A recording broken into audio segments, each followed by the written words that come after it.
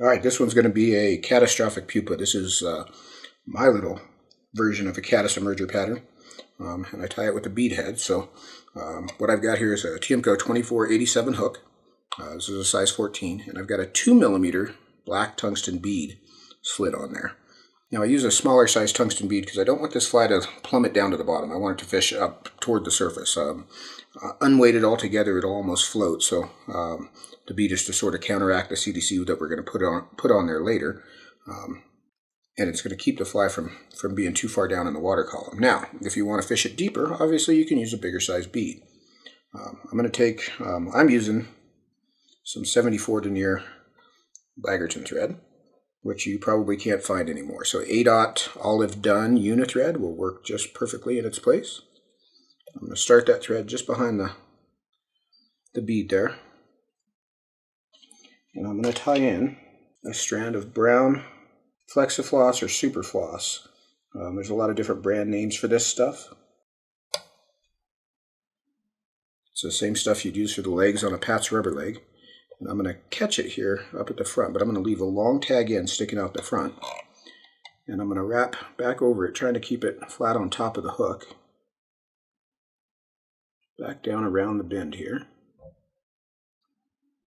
And then I'll come forward again. And here I'm going to tie in a piece of Chartreuse colored Brassie sized ultra wire. And again, true to form, pro tip, tangle that shit up as much as you can. It works better. And you know, it also keeps you from having to really search for an end. You can just make an end wherever you want. So I'm going to take a piece of this Brassie sized Chartreuse wire, and I'm going to catch it along the near side here and wrap back over it all the way back to the bend. Like so. So we've got our wire and our stretch tied in there. Now some pale olive Hairtron dubbing. And obviously the color is up to you. I'm going to use pale olive for this one.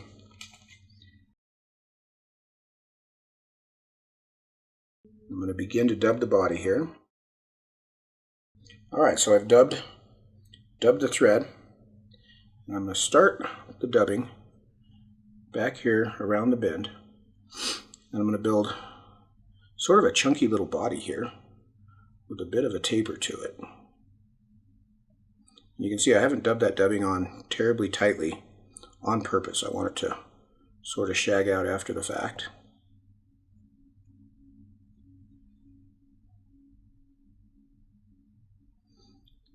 And I dub almost right up to the bead. You can see there's a little space there behind the bead, so I'm not jammed up tight, and you can see that body's relatively loose. Now, one of the most striking things about a caddis pupa is it has a dark backstrap, and that's what this Flexifloss is going to become. So I'm going to pull this up over the top of the fly, but I don't want to pull it right square on my right square across the top. I want to pull it just slightly to my near side, and I'm not going to stretch it too terribly much. I'm going to tie it down with a couple turns there. I'm going to cut that other end just a bit shorter so it's not in my way. You can see how that's off center. So now what I'll do is I'm going to pick up my wire and I'm going to come around the bend. And the reason I set that stretch in off to my near side is as I rib through with my wire, that will pull the rib to the top of the fly. And you can see we've got a nice light dark variegation there. And I'll tie my wire off with a few turns. And because it's Brassie size, I've got to helicopter it to break it off. Alright, now we're going to make the little wing buds. So I'm going to take one strand of this Flexifloss and pull it back on my near side and hold it a little on the low side and wrap back over it, overlapping the front edge of the abdomen so that it's pinned back along the side of the fly. And then that piece that we left is going to become the wing bud on the far side, like so. And you can see I want those sticking out to the sides of the fly. And if you want to trim those now, it really doesn't make a huge difference, but I'm going to trim those just short at the end of the body. So they're just short little stubs. Now for the legs and danglies on this bug, I'm going to use just some natural Dun CDC. I want to get a couple of nice, fairly dense feathers here. So I've got two natural Dun CDC feathers. And what I'm going to do is grab their tip and again sort of create a separation point. And then come in and just trim the center stems out. So that I've just got the loose fibers coming up. I'm going to fold these up like so and sort of drape them around the hook. I want them just a little bit longer than the hook bend. And then with my material hand, I'm going to push them down around the hook. I'm going to come with a loose turn of thread, and I'm right up behind the bead with this loose turn. You can see it kind of pop down in the bare space behind the bead, and that will create a soft hackle collar made out of CDC. Now we're going to have a little gap in there. Let me pull that up. You can see there's still some thread behind that. That's okay. We got room to cure that. I'm going to come in and trim the CDC feathers out.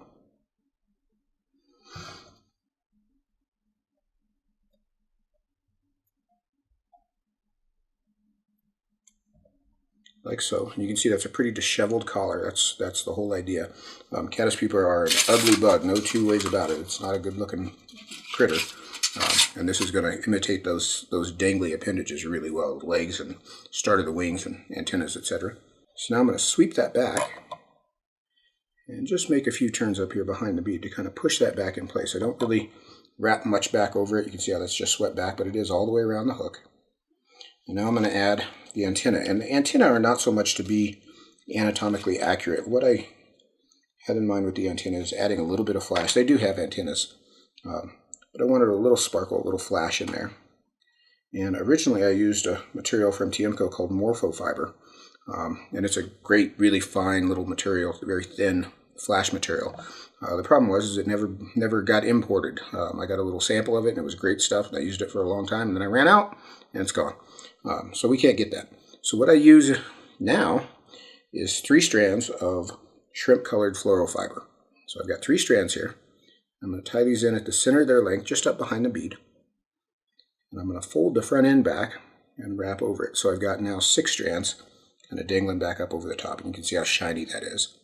And now I'm going to dub the head. And the head on this bug is SLF prism dubbing in black peacock mixed with hairline dubbing in black. So it's rabbit fur and prism dubbing mixed together. You can see that's sort of a coarse mixture. And I'm going to take and dub this on very loosely. This is one of the few instances where I dub loosely. You can see how ragged that strand of dubbing is. And I sort of overdub it on purpose. We're going to pick this dubbing out, so I want to overdo it. I'm going to build my collar here behind the bead. You can see how big that is in relation to the bead. So I'm going to overdo that, and I'm going to end with the bare thread just behind the bead. And then I'll whip finish. Let those wraps slide off the back of the bead and sort of tuck in underneath there. Now you can use a dubbing brush or a piece of Velcro. I'm going to use Velcro here to pick this dubbing out. And I'm going to sweep back, and you can see how this is going to sweep those long fibers of that dubbing back along the body and sort of into that CDC collar. So it's not so much the dubbing as it is creating a soft hackle halo around the front of the fly, like so. Give you a little more light here. Get a little better look at that. And you can go at that pretty aggressively. Now before I trim the antenna, I like to take a black Sharpie marker and I'll grab these antennas. I'll try to do it here where you can see it. I'm just going to turn the fly all the way upside down. And I'm just going to bar very closely together with the tip of the marker, bar those antennas to give them some variegation. You can see that just models that up. And then I'll trim those twice the length of the body. Now one of the things I like to do, I'm going to lower this fly down a bit so you can see this, is these antennae are very straight. If you take your thumbnail or your scissor blade and run them up it, that'll curl them and rag them up a bit so they're not quite so even and square. And I'll usually kind of trim them random lengths while I'm at it. And there is our finished Caddistrophic Pupa, aptly named. You know, the thing looks like a mess. which is what caddis pupa look like. But that CDC collar in the water is very lively. Those rubber legs, super floss wing buds, I should say, have a little bounce, a little movement to them. Really a lively little fly. This has been a great fly on the Arkansas and the Colorado both, as well as the eagle. I fish a fair bit on the eagle just as a dry dropper rig. Great little caddis emerger pattern. Fun to tie too. You know, it comes out. If it comes out a little ugly, it's not the end of the world. That's the finished Caddistrophic Pupa. If you have questions, you know where to find us. And now it's your turn. Get to work.